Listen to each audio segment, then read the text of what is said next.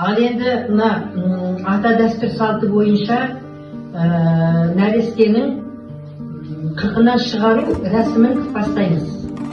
Бұл қырқынан шығару дегеніміз баланың ет пен сүйегінің бірігуіне жасалынған құрмет. Баланы сәбиді 40 күнге дейін тіл көзден сақтаған.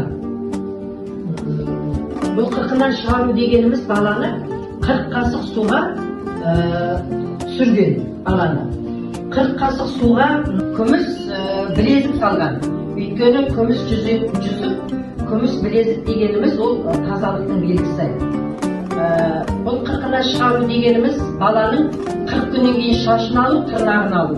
Баланың шашын алған кезде, баланың шашын домалақтап, ырымдап, бесікке байлап қойған 40 күнге дейін. Тырнағын, баланың сүт тырнағы деп аталады, баланың тырнағын жемістің талдың түбіне көмген. Өйткені сондай дәстүр, сондай салт, бала кейін өскенде, үлкен азамат болғанда,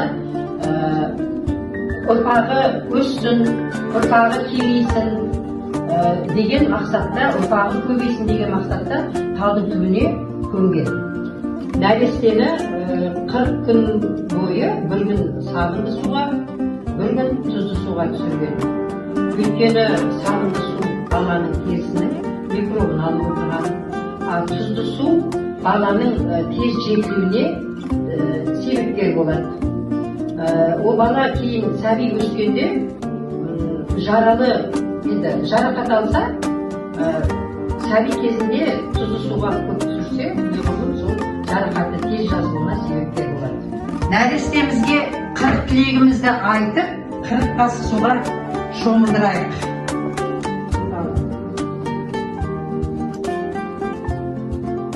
Бісміллә. Нәрестеміз ғұмырлы болсын, бақытты болсын, үлкен азаматша болып өссін.